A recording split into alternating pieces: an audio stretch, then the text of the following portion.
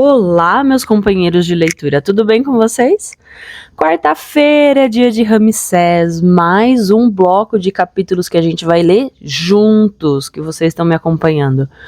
Muito obrigada pelas mensagens, muito obrigada pelas curtidas, muito obrigada pela constância, por retornarem comigo nessa leitura, nessa aventura de Christian Jacques, nesse romance incrível que conta a história, que romantiza a história do grande faraó Ramsés II. É só isso. Vamos começar? Capítulo 17. A chuva caía há vários dias e o nevoeiro dificultava o avanço da caravana do chefe da diplomacia egípcia.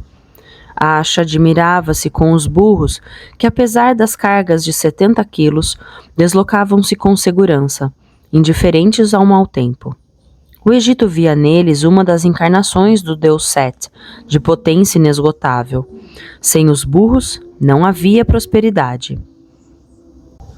Acha tinha pressa de deixar a Síria do norte, atravessar a Fenícia e entrar nos protetorados egípcios. As viagens geralmente divertiam-no, mas aquela parecia um fardo que carregava com dificuldade. As paisagens o aborreciam, as montanhas deixavam-no pouco à vontade, os rios arrastavam ideias sombrias. O responsável militar da caravana era um veterano pertencente ao exército de socorro que viera auxiliar Ramsés quando este lutara somente contra os hititas em Kadesh. O homem conhecia bem Acha e sentia estima por ele. As suas proezas como agente secreto e o seu vasto conhecimento do terreno impunham respeito. O ministro dos Negócios Estrangeiros tinha também a reputação de ser um personagem amável, de conversa brilhante, mas desde a partida que ele estava abatido e triste. Por ocasião de uma paragem num curral onde animais e homens se aqueceram, o veterano sentou-se ao lado de Acha. Está doente? Não, apenas cansado. As notícias são más, não é verdade? Poderiam ser melhores, mas enquanto Ramsés governar, a situação nunca será desesperadora. Eu conheço bem os hititas. São brutais e conquistadores. Alguns anos de trégua tornaram-nos ainda mais vingativos. Está enganado. O nosso mundo vai se desfazer, talvez, por causa de uma mulher. É certo que é diferente de todas as outras, visto tratar-se da grande esposa real. Ramsés tem razão. Não se pode ceder de forma alguma quando os valores vitais da nossa civilização estão em jogo. Eis uma linguagem bem pouco diplomática. Aproxima-se a idade da aposentadoria. Prometer a mim mesmo demitir-me assim que as viagens me parecessem esgotantes e sem interesse. Chegou o momento de parar. O rei não aceitará separar-se de você. Sou tão teimoso quanto ele e hei de vencer essa negociação. Ele verá o quanto é fácil encontrar um sucessor para mim. Os filhos reais não são todos simples cortesãos, e alguns são mesmo excelentes servidores do Egito. Na minha profissão, quando a curiosidade se extingue, é preciso saber parar. O mundo exterior já não me interessa. E o meu único desejo é sentar-me à sombra das palmeiras e ver o Nilo correr. Não se tratará de um simples momento de cansaço? Interrogou o veterano. Negociar e tagarelar são duas coisas que já não me interessam. A minha decisão é irrevogável. Também é minha última viagem. Finalmente o descanso. Onde vive? Numa aldeia perto de Karnak. A minha mãe é muito idosa e me sentirei feliz por ajudá-la a passar uma velhice tranquila. É casado? Não tive tempo para isso. Nem eu, disse Acha sonhador. Você ainda é muito jovem. Prefiro esperar que a idade dissolva minha paixão pelas mulheres. Até lá, assumirei corajosamente essa fraqueza. Esperemos que o tribunal do grande Deus me perdoe. O veterano acendeu uma fogueira com sílex e madeira seca. Temos excelente carne seca e um vinho muito bom. Vou me contentar com um copo de vinho. Por acaso perdeu o apetite? Fui abandonado por um certo número de apetites. Será o início da sabedoria? A chuva finalmente cessara. Podemos partir novamente. Os homens e os animais estão exaustos, objetou o veterano. Quando descansados, eles se deslocarão mais depressa. Vou dormir um pouco, disse Asha, sabendo que não conseguiria adormecer.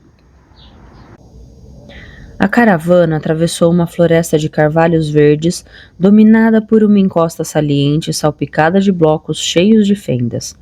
Pelo estreito caminho, só era possível avançar em fila indiana. No céu, em constante mutação, acumulavam-se muitas nuvens. Um sentimento estranho dominava Asha, um sentimento que não era capaz de identificar.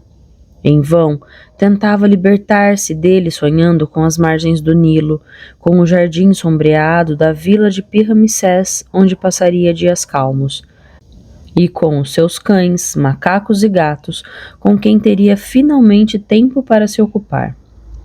Sua mão direita pousou sobre a adaga de ferro que Hattussil lhe confiara para lançar a inquietação no espírito de Ramsés. Inquietar Ramsés. Hattussil conhecia muito mal o faraó. Este nunca cederia sob ameaça. Asha sentiu vontade de jogar a arma na ribeira que corria embaixo, mas não seria aquela adaga que desencadearia as hostilidades. Outrora, Asha chegara a pensar que seria bom unificar os costumes e abolir as diferenças entre os povos. Atualmente estava convencido do contrário.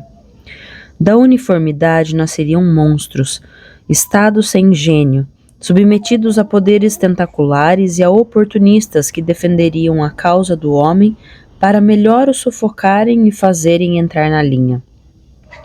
Só um faraó como Ramsés era capaz de afastar a humanidade da sua natural inclinação para a ignorância e a preguiça, conduzindo-a na direção dos deuses. E se a vida não proporcionasse mais nenhum Ramsés à espécie humana, esta desapareceria no caos e no sangue de combates fratricidas. Como era bom poder confiar em Ramsés para as decisões finais. O faraó não tinha outros guias a não ser o invisível e o além. Encontrava-se só perante o divino no naus do templo, só também em prol do povo que devia servir sem pensar na sua própria glória. E havia milênios que a instituição faraônica vencia os obstáculos e atravessava as crises, justamente por não ser deste mundo. Quando tivesse pousado as suas bagagens de ministro itinerante, Asha reuniria os antigos textos sobre a dupla natureza do faraó, celeste e terrestre, e ofereceria a coletânea a Ramsés. Conversariam sobre ela durante noites serenas, sob uma parreira ou à margem de um lago coberto de lótus. Asha tivera sorte, muita sorte. Ser amigo de Ramsés o Grande, tê-lo ajudado a desmantelar conspirações e a repelir a ameaça hitita. O que poderia ter desejado de mais exaltante? Centenas de vezes, Asha se desesperara por causa da baixeza, da traição e da mediocridade, mas centenas de vezes a presença de Ramsés fizera de novo resplandecer o sol. Uma árvore morta, de grande porte, com o tronco largo e raízes à mostra. Parecia, no entanto, indestrutível. Asha sorriu. Aquela árvore morta não era fonte de vida? Os pássaros encontravam nela refúgio e os insetos alimento. Por si só, simbolizava o mistério das relações invisíveis entre os seres vivos. O que eram os faraós senão árvores imensas, alcançando o céu, oferecendo alimento e proteção a todo o povo? Ramsés nunca morrera, porque a sua função o obrigara a atravessar em vida as portas do além. Não obstante, apenas o conhecimento do sobrenatural permitia a um monarca orientar corretamente o cotidiano. Asha nunca frequentara os templos, mas convivera com Ramsés e, por osmose, iniciara-se em certos segredos dos quais o faraó era o depositário e guardião. Talvez o ministro de Ramsés já estivesse se cansando da tranquila aposentadoria, antes mesmo de a ter vivido. Não seria mais exaltante abandonar o mundo exterior e adotar a existência dos reclusos para conhecer outra aventura, a aventura do espírito? O caminho tornava-se íngreme e o cavalo de Asha sentia dificuldade em subir. Mais um desfiladeiro e seria a descida para Canaã, e em seguida a estrada para a fronteira nordeste do delta do Egito. Durante muito tempo, Asha recusara-se a acreditar que poderia contentar-se com uma simples felicidade na terra onde havia nascido, ao abrigo dos tumultos e das paixões. Na manhã da partida, olhando-se num espelho, vira o seu primeiro cabelo branco. A neve das montanhas da Anatólia avançava. Um sinal sem qualquer ambiguidade, a vitória da velhice que tanto receara. Só ele sabia que o seu organismo estava desgastado pelas muitas viagens, riscos e perigos a que fora exposto. Neferet, o médico-chefe do reino, conseguiria amenizar alguns males, não permitindo que a degradação avançasse demasiado depressa, mas Asha não dispunha, como Ramsés, de uma energia renovada pelos rituais. O diplomata ultrapassara suas forças. O seu tempo de vida estava quase esgotado. De repente, o grito terrível de um homem ferido de morte. Asha fez estacar o cavalo e virou-se. Vindos de trás, outros gritos. Lutava-se mais abaixo, e uma saraivada de flechas estava sendo lançado da copa dos carvalhos. Dos dois lados do caminho surgiram líbios e hititas armados com pequenas espadas e lanças. Metade dos soldados egípcios foi exterminada em poucos minutos. Os sobreviventes conseguiram abater alguns dos agressores, cujo efetivo era muito maior. "Fuja!" aconselhou o veterano a Asha. "Galope sempre para a direita!" Asha não pensou duas vezes. Brandindo a adaga de ferro, avançou sobre um arqueiro líbio, reconhecível pelas duas plumas presas nos cabelos por uma tira preta e verde. Com um movimento longo, o egípcio cortou-lhe a garganta. "Atenção! O aviso do veterano perdeu-se num estertor. A pesada espada empunhada por um demônio de cabelos longos e peito coberto de pelos ruivos acabava de abrir-lhe o crânio. Naquele mesmo instante, uma flecha atingiu Asha nas costas. Com a respiração cortada, o chefe da diplomacia egípcia caiu no chão úmido. Esgotara-se toda a sua resistência. O demônio de pelos ruivos aproximou-se do ferido. Uritexup. "Eu mesmo, Asha, e sou o vencedor. Vingo-me finalmente de você, diplomata maldito, você que contribuiu para minha queda. Mas você não passava de um obstáculo no meu caminho. Agora só falta Ramsés. Ramsés, que acreditará que o autor dessa agressão é Hattusil, o covarde. O que diz do meu plano?"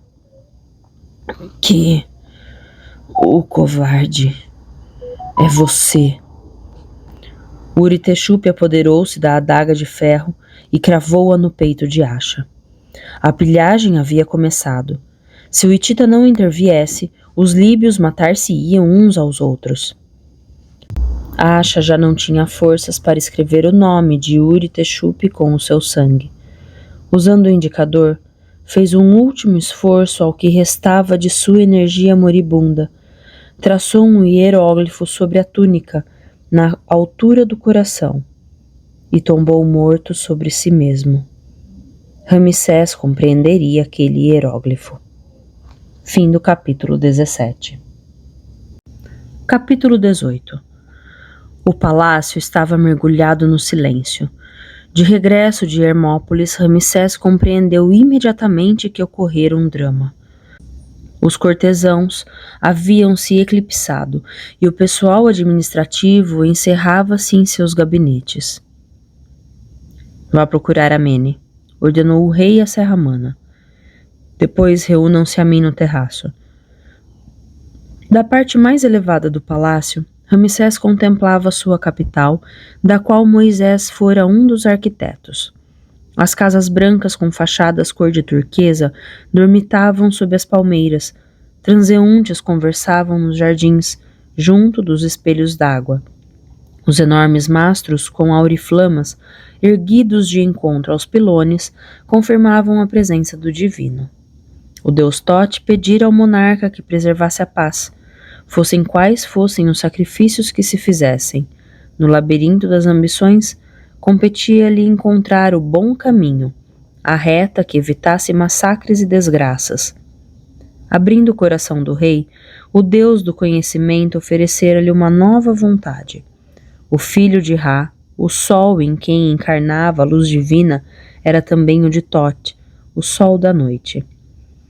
Quando Amene chegou e aproximou-se de Ramsés, estava mais pálido do que habitualmente. Havia em seus olhos uma infinita tristeza. Você, pelo menos, será capaz de me dizer a verdade. Acha morreu, majestade. Ramsés permaneceu impassível. Em que circunstâncias? A sua caravana foi atacada. Um pastor descobriu os cadáveres e preveniu a guarda de Canaã. Dirigiram-se ao local e um deles reconheceu Acha. O seu corpo foi formalmente identificado? Sim, majestade. Onde está? Numa fortaleza, com os outros membros da caravana diplomática. Não há nenhum sobrevivente? Nenhum. Testemunhas? Não há testemunhas. Quero que Serramana vá ao local do ataque. Recolha o mínimo indício e traga os despojos de Acha e de seus companheiros. Repousarão em terra do Egito. O gigante Sardo e um pequeno grupo de mercenários haviam cansado vários cavalos para atingir a fortaleza e voltar com a mesma rapidez.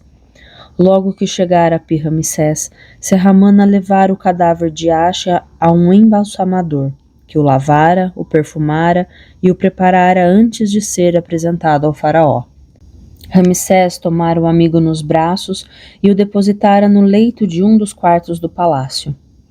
O rosto de Acha estava sereno. Envolto numa mortalha branca, o chefe da diplomacia egípcia parecia dormir. À sua frente estava Ramsés, ladeado por Amene e Setaol. Quem o matou? Perguntou Setaol, cujos olhos estavam vermelhos de tanto chorar. Nós descobriremos, prometeu o rei. Estou aguardando o relatório de Serramana.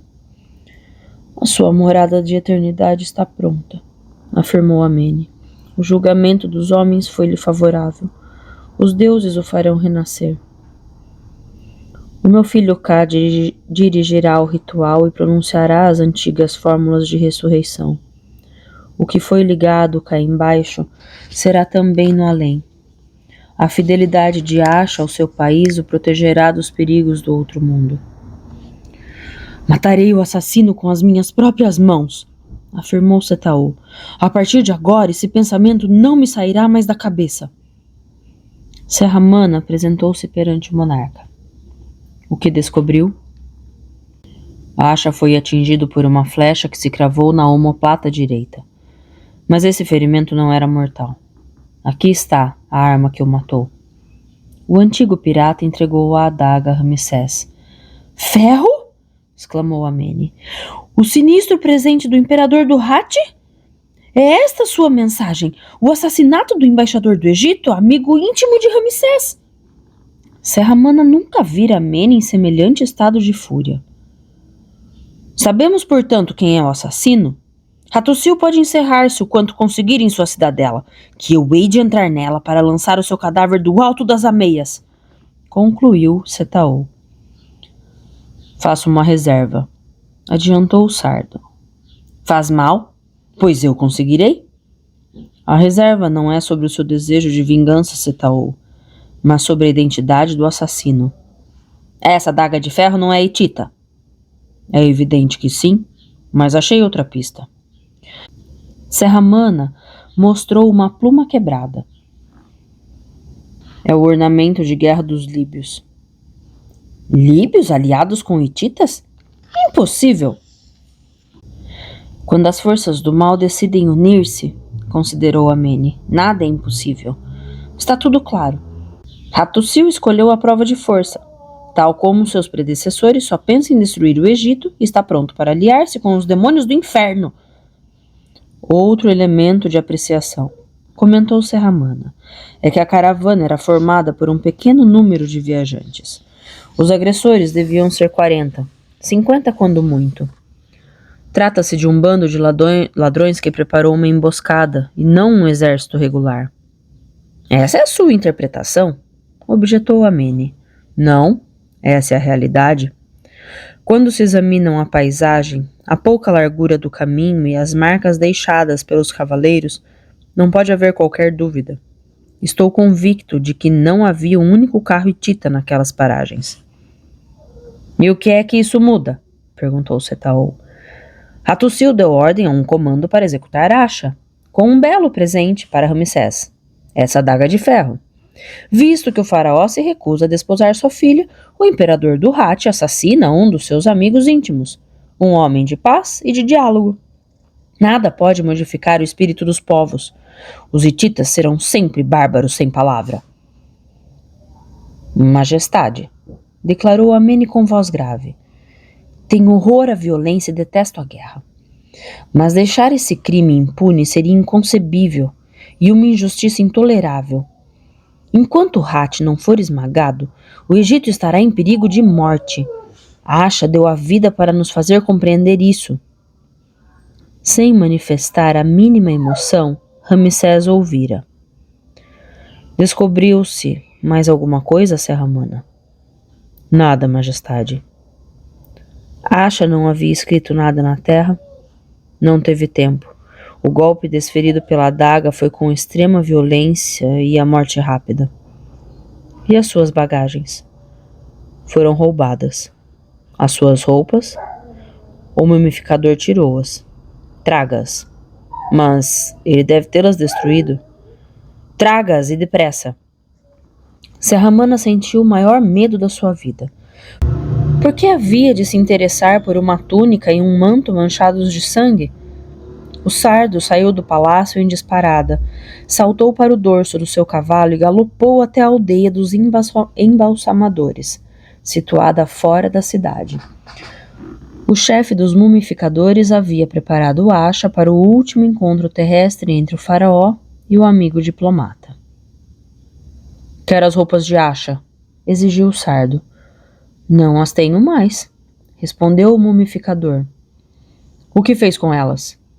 Bem, dei-as ao lavadeiro do bairro norte, como é o costume. Onde ele mora? Na última casa da rua curva, à margem do canal. O gigante sardo tornou a partir a toda velocidade. Obrigou o cavalo a saltar muros, atravessou jardins, meteu-se por ruelas, arriscando-se a derrubar transeuntes, e entrou na rua curva sem diminuir o galope. Quando se aproximou da última casa, puxou as rédeas do cavalo, alagado em suor, fazendo parar e bateu na porta. Lavadeiro! Uma mulher veio abri-la. Está no canal trabalhando. Serramana saltou do cavalo e correu até o canal reservado às lavagens dos mantos e das roupas sujas. Quando o homem estava começando a ensaboar a túnica de Asha, o sardo o agarrou pelos cabelos. Havia vestígios de sangue no manto. A túnica também, mas com uma única diferença. Mesmo ferido, Asha conseguira desenhar um sinal. É um hieróglifo, constatou Ramsés. O que diz ele, Amene? 2 braços estendidos, com as palmas das mãos voltadas para o chão. O sinal da negação. Não. Estou lendo como você. O princípio de um nome ou de uma palavra. O que Asha estava querendo dizer? Setaol, Amene e Serramana estavam perplexos. Ramsés refletiu. Acha dispôs de apenas alguns segundos antes de morrer, e só pôde desenhar um único hieróglifo. Previa as nossas conclusões. O autor deste abominável atentado só pode ser Hattusil. Portanto, sinto-me na obrigação de lhe declarar imediatamente a guerra. Então Asha pronunciou a sua última palavra para evitar uma tragédia. Não. Então, afirmo, o verdadeiro culpado não é Hattusil. Fim do capítulo 18. Capítulo 19. Os funerais do chefe da diplomacia egípcia foram grandiosos. Envergando uma pele de pantera, Ka praticou o ritual da abertura dos olhos, das orelhas e da boca sobre o sarcófago de acácia dourada contendo a múmia de Asha. Ramsés selou a porta da morada de eternidade. Quando o silêncio caiu de novo sobre a necrópole, o rei permaneceu sozinho na capela aberta para o exterior. Foi o primeiro a desempenhar a função de sacerdote do Ka, amigo defunto, depositando sobre o altar um lótus, lírios, um pão fresco e uma taça de vinho. A partir de agora, todos os dias, um sacerdote pago pelo palácio traria oferendas e ocupar-se-ia do domínio funerário de Asha. Moisés partira para o seu sonho, Asha para o além, e o círculo dos amigos de infância ia diminuindo. Por vezes, Ramsés chegava a lamentar o seu excessivamente longo reinado povoado de sombras. Tal como Sete, Touia e Nefertari, Asha era insubstituível. Pouco inclinado às confidências, percorrera a vida com a elegância de um felino. Ele e Ramsés não precisavam falar muito um com o outro para reconhecerem mutualmente suas mais secretas intenções. Nefertari e Asha haviam construído a paz. Sem a sua determinação e coragem, o Hati não teria concordado em renunciar à violência. Quem matara Asha ignorava os laços indestrutíveis da amizade. Até mesmo na hora de morrer, Asha extraíra a energia capaz de vencer a mentira. Qualquer homem teria tido o direito de afogar o seu desgosto na embriaguez, de apagar a sua mágoa rememorando com os seus amigos mais íntimos recordações felizes. Qualquer homem, exceto o faraó. Ver Ramsés o Grande a sós, mesmo sendo seu filho mais novo e o general-chefe do seu exército, era de cortar o coração. Merneptah tentou manter-se firme, sabendo que o pai o julgaria tal como Thoth, pesando os atos humanos. Pai, gostaria de dizer... É inútil, Merneptah. Asha era meu amigo de infância, não seu. As condolências não atenuarão a minha dor. Para além da morte física, apenas conta a perenidade do Ka. O meu exército está pronto para o combate? Sim, majestade. Doravante não haverá mais qualquer descontrole. O mundo vai mudar muito, Merneptah. Devemos estar permanentemente preparados para nos defendermos. Que a sua vigilância seja constante. Devo compreender que foi declarada a guerra? Asha evitou que caíssemos numa cilada e rompêssemos os primeiros tratados de paz com o Hati. Mas esta paz não está salva justamente por isso. Para preservar a sua honra, que considera ferida, Hattusil vai se ver na obrigação de invadir Canaã e lançar uma vasta ofensiva contra o delta. Merneptah ficou espantado. E é conveniente que o deixemos agir? Acreditará que estamos desorganizados e incapazes de reagir. Atacaremos quando cometer a imprudência de avançar pelos braços do Nilo e fracionar as suas tropas. No nosso terreno, os hititas não saberão manobrar. Merneptah pareceu encolher-se. O que pensa desse plano, meu filho? É audacioso. Quer dizer perigoso? Você é o faraó e devo lhe obedecer. Seja sincero, Merneptah. Tenho confiança, majestade. Tenho confiança em você como todos os egípcios. Mantenha-se a postos. Serramana confiava em seu instinto de pirata. Não acreditava que Asha tivesse morrido em um combate regular comandado por um oficial obedecendo ordens do imperador Hattusil. E esse mesmo instinto o conduzia para outra pista, a de uma fera capaz de matar para enfraquecer Ramsés e assim privá-lo de um apoio precioso, mesmo que indispensável.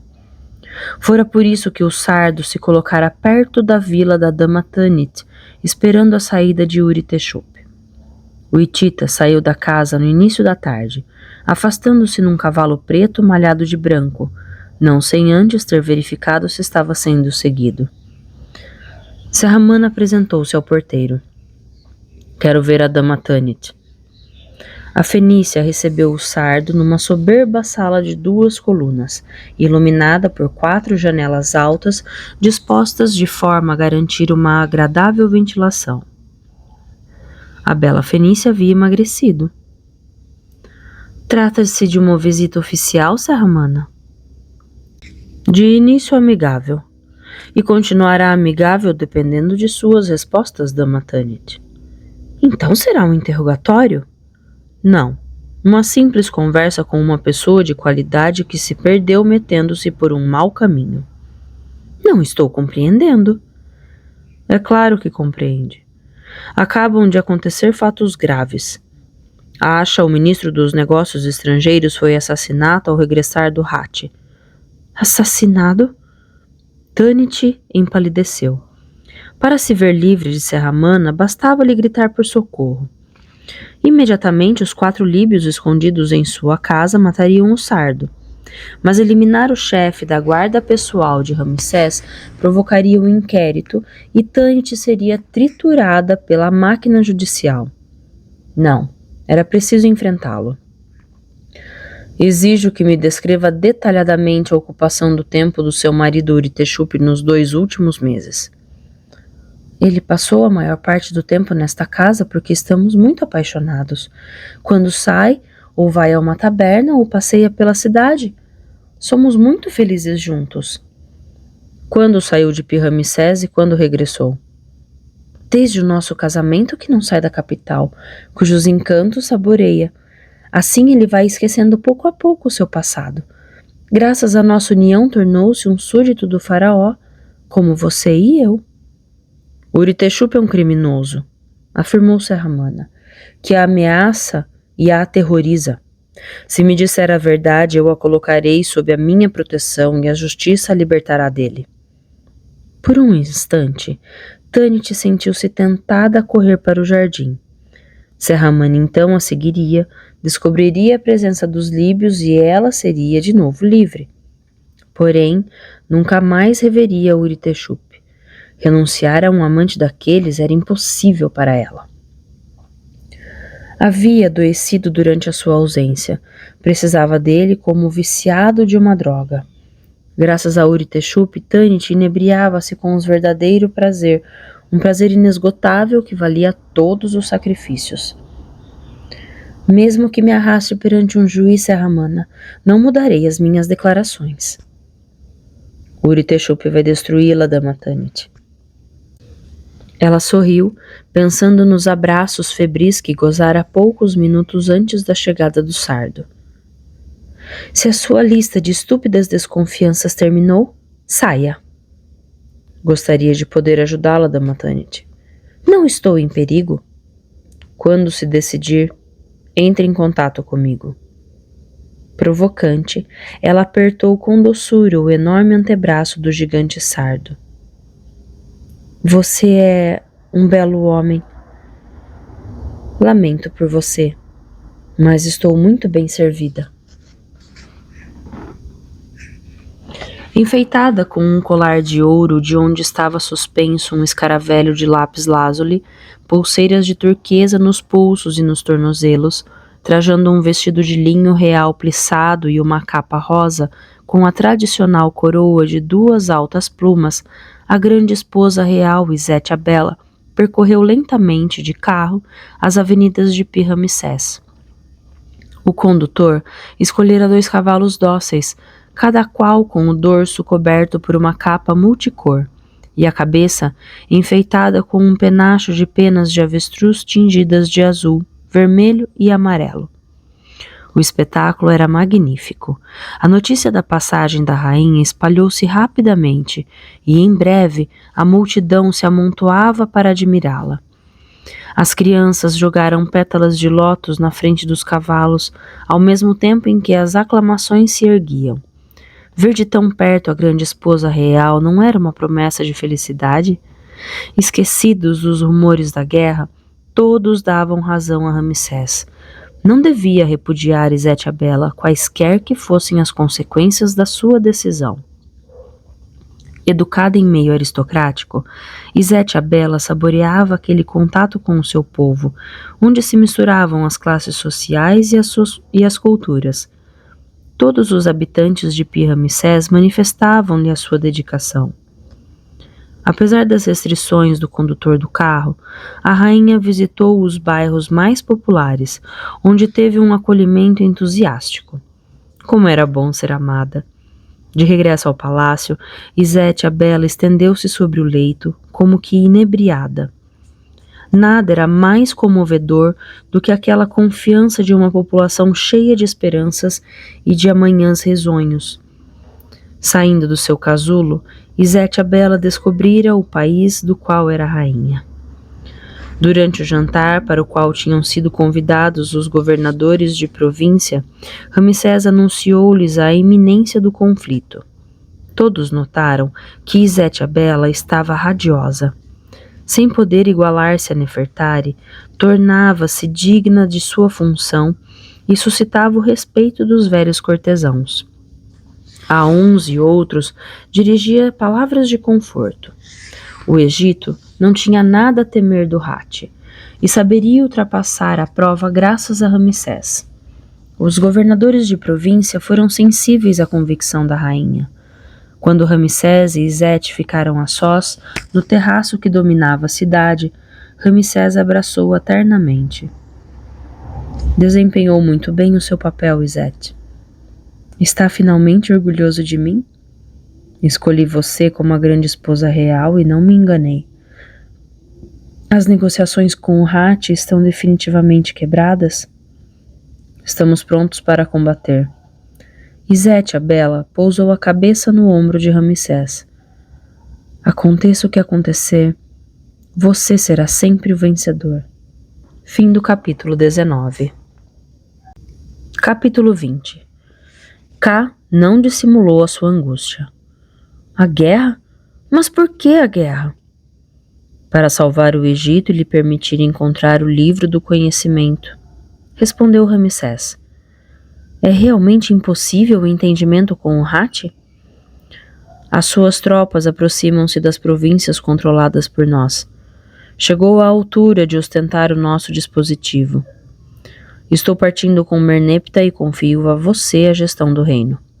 Meu pai, não sou capaz de substituí-lo, nem mesmo por um breve período.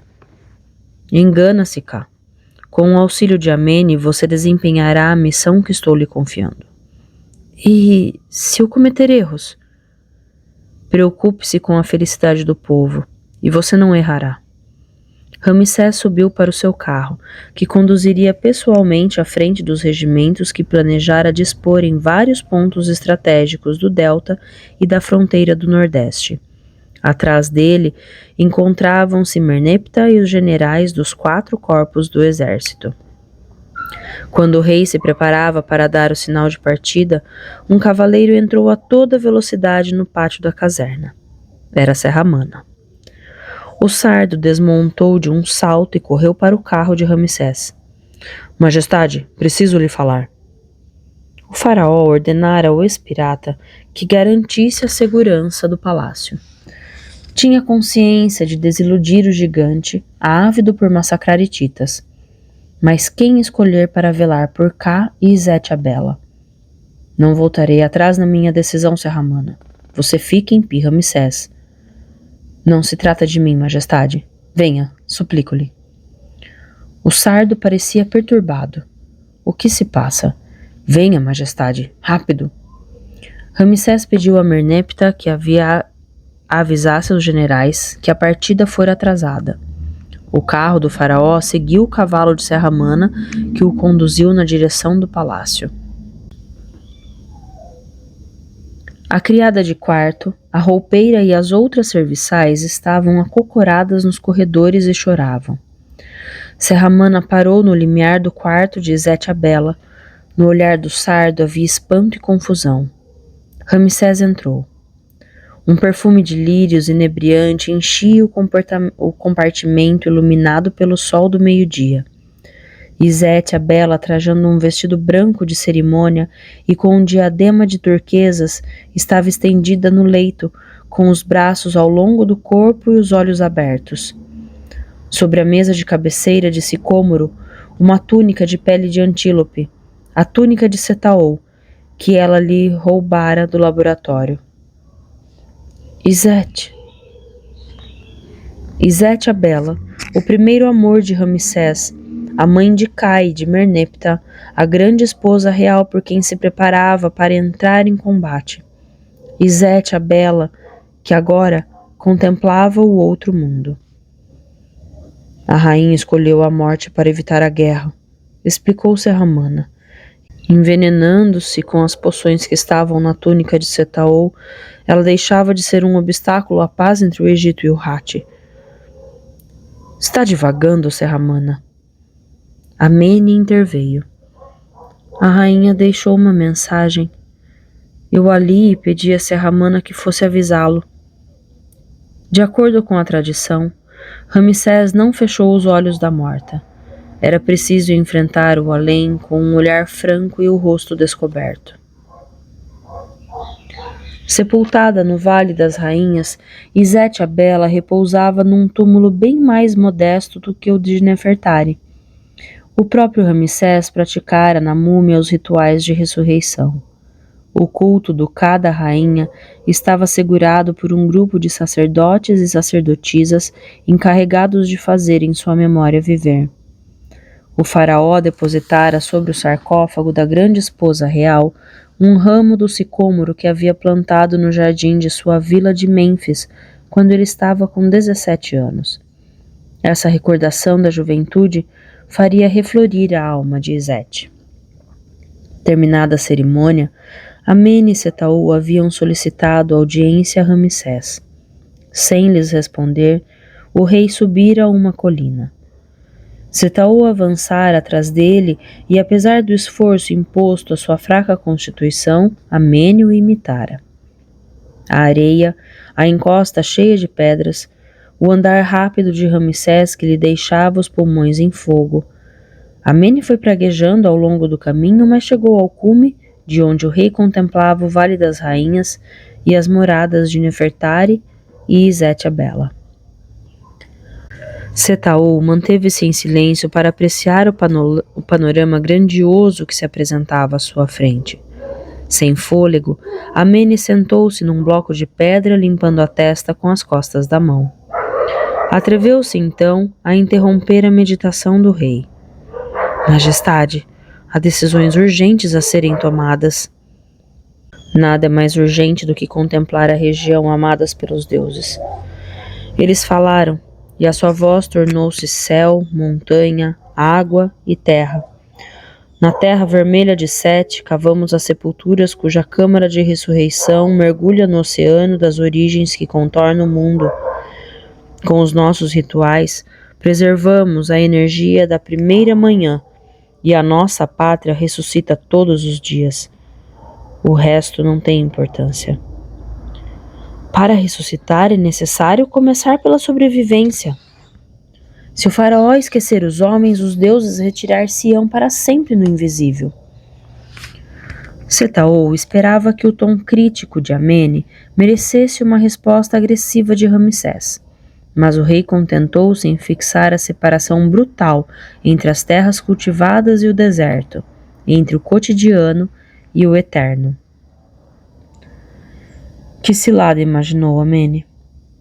Escrevia Hattusil, o imperador do Hatti, para lhe anunciar a morte de Izete Abela. Durante o período de luto, está fora de qualquer questão desencadear a guerra. Ninguém teria podido salvar Izete, afirmou Setaou. Absorveu uma grande quantidade de substância, cuja mistura era mortal. Queimei aquela maldita túnica, Ramsés. Não o considero responsável. Izete julgou agir no interesse do Egito. Amene ergueu-se. E teve razão, majestade. Indignado, o rei voltou-se. Como ousa falar assim, Amene? Receio sua cólera, mas faço questão de lhe dizer a minha opinião. Izete deixou esse mundo para salvar a paz. Que pensa disso, Setaou? Tal como Amene, Setaou estava impressionado com o olhar inflamado de Ramsés, mas sentia-se na obrigação de ser sincero. Se recusasse compreender a mensagem de Izete a bela, Ramsés, você a mataria uma segunda vez. Faça com que seu sacrifício não tenha sido inútil.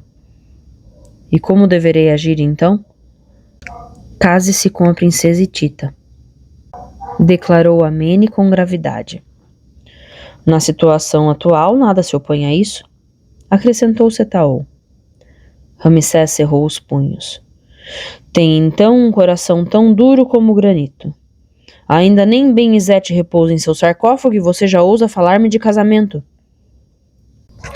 Você não é o viúvo que chora, mulher, respondeu Setaou, mas o faraó do Egito que deve preservar a paz e salvar o seu povo. E o povo não quer saber de seus sentimentos, da sua alegria ou da sua tristeza. O que o povo pretende é ser governado e conduzido pelo caminho certo. Um faraó ligado a uma grande esposa real Hitita não é monstruoso? Pelo contrário, considerou Amene. Como selar de forma mais retumbante a aproximação definitiva entre os dois povos? Se aceitar esse casamento, o espectro da guerra será afastado por muitos e muitos anos. Imagina a festa que o seu pai Sete e sua mãe Toia celebrarão entre as estrelas. E não estou evocando nem a memória de Acha que deu a sua vida para construir uma paz duradoura. Está se tornando um conselheiro temível, Amene. Não passo de um escriba de frágil saúde, sem grande inteligência, mas tenho a honra de transportar as sandálias do Senhor das duas terras. E digo mais, não desejam que sejam novamente manchadas de sangue. A regra lhe impõe que governe com uma grande esposa real, lembrou Setaou. Escolhendo essa estrangeira, você ganhará a mais bela das batalhas. Já estou odiando essa mulher. A sua vida não lhe pertence, Ramsés. O Egito exige-lhe esse sacrifício. E também vocês, meus amigos, estão me exigindo. Amene e Setaou concordaram com a cabeça. Deixem-me só. Preciso refletir. Ramsés passou a noite no cimo da colina. Depois de se ter alimentado do sol nascente, demorou-se mais algum tempo no Vale das Rainhas e em seguida reuniu-se à escolta. Sem dizer uma palavra, subiu em seu carro e apressou o trajeto até o Ramesseum, o seu templo de milhões de anos. Depois de ter celebrado ali os rituais da madrugada e se ter recolhido na capela de Nefertari, o faraó retirou-se para o seu palácio, onde procedeu a longas abluções. Bebeu leite, comeu figos e pão fresco. Com o rosto sereno como se tivesse dormido várias horas, o monarca abriu a porta do gabinete, onde Amene, confeições contraídas, redigia o correio administrativo. Escolha um papiro de viagem, de qualidade superior, e escreva ao meu irmão Hattusil, imperador do Hatti. E qual é o teor da carta? Anuncie-lhe que decidi fazer de sua filha a grande esposa real. Fim do capítulo 20. Então, quem é que esperava por esse desfecho? Quem aí esperava que a paz fosse selada através da morte de Izete? Gente! Ai, dá até uma coceirinha. Muito bem, pessoal. Vou ficando por aqui. Uma ótima semana para vocês e a gente se encontra na próxima semana, na próxima quarta-feira. Tchau!